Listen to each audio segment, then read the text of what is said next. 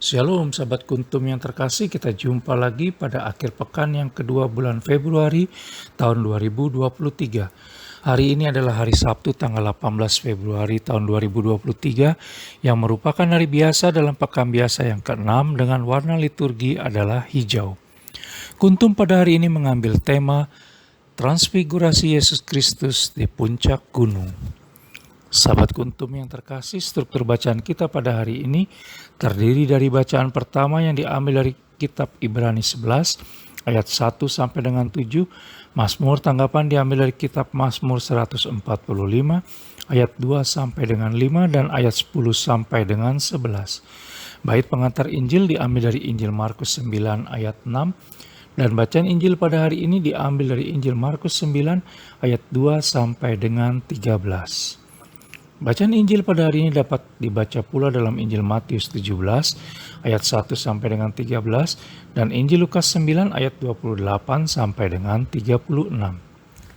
Bacaan Injil pada hari ini sama dengan bacaan Injil pada hari Sabtu tanggal 19 Februari tahun 2022.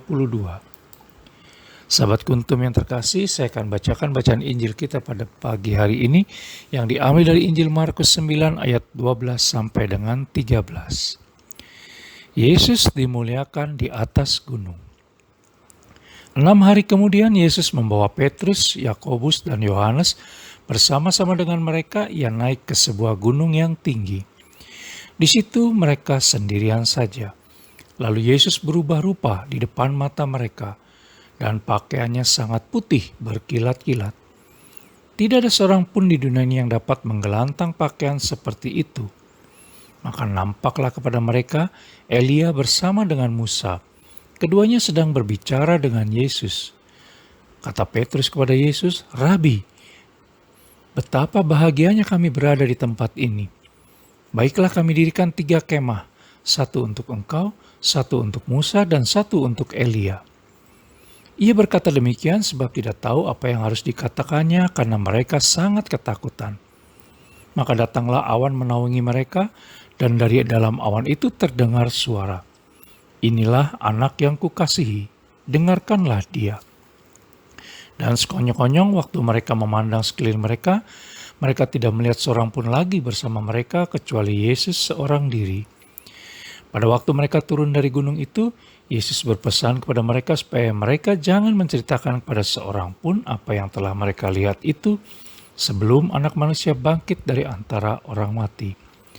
Mereka memegang pesan tadi sambil mempersoalkan di antara mereka apa yang dimaksud dengan bangkit dari antara orang mati. Lalu mereka bertanya kepadanya, "Mengapa ahli-ahli Taurat berkata bahwa Elia harus datang dahulu?" Jawab Yesus, "Memang Elia akan datang dahulu dan memulihkan segala sesuatu.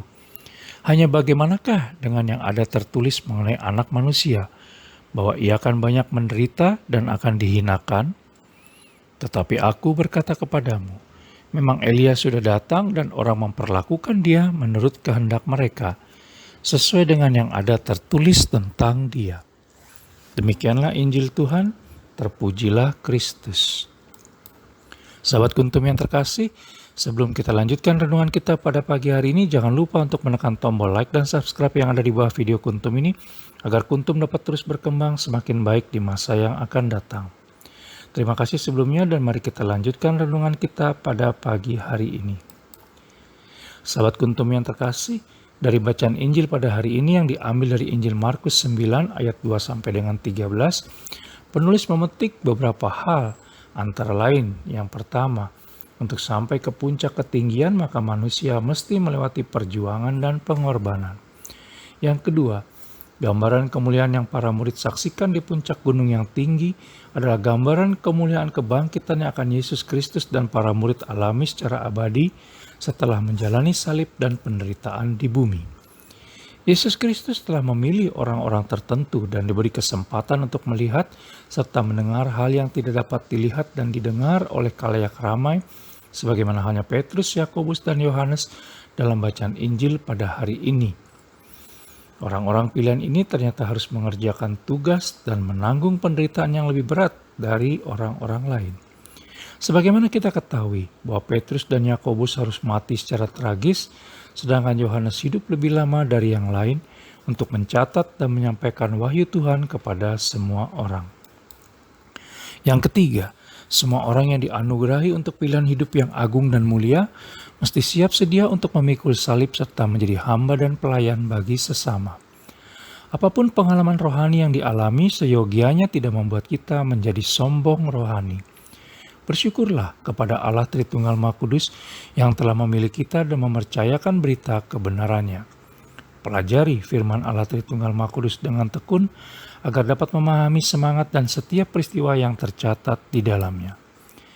Yang keempat, di dalam iman kita harus meyakini bahwa semua jalan salib dan korban bagi Allah Tritunggal Maha Kudus dan sesama dalam pelayanan kita akan bermahkotakan kemuliaan dan keagungan pada akhirnya. Yang kelima, pikiran dan rancangan Allah Tritunggal Maha Kudus selalu berbeda dengan pikiran dan rancangan manusia. Karena itu setiap peristiwa dan pengalaman jalan salib dalam hidup kita seyogyanya tetap dijalani dengan rendah hati dan kepenuhan iman sebagai jembatan untuk bersekutu dengan Allah Tritunggal Maha Kudus. Dan di atas segalanya, marilah terbuka untuk mendengarkan segala sabda Allah Tritunggal Maha Kudus. Sahabat Kuntum yang terkasih, peristiwa transfigurasi Yesus Kristus di puncak gunung dan penderitaan salib yang dialami olehnya pada akhirnya dapat dipahami oleh para muridnya setelah Yesus Kristus bangkit dari alam maut. Sahabat Kuntum yang terkasih, bila ingin lebih jelas lagi silakan melihat kepada deskripsi yang ada di bawah video Kuntum ini. Dan jangan lupa untuk menekan tombol like dan subscribe yang ada di bawah video Kuntum ini agar Kuntum dapat terus berkembang semakin baik di masa yang akan datang. Terima kasih, selamat berakhir pekan dengan keluarga yang tercinta, selamat pagi dan shalom.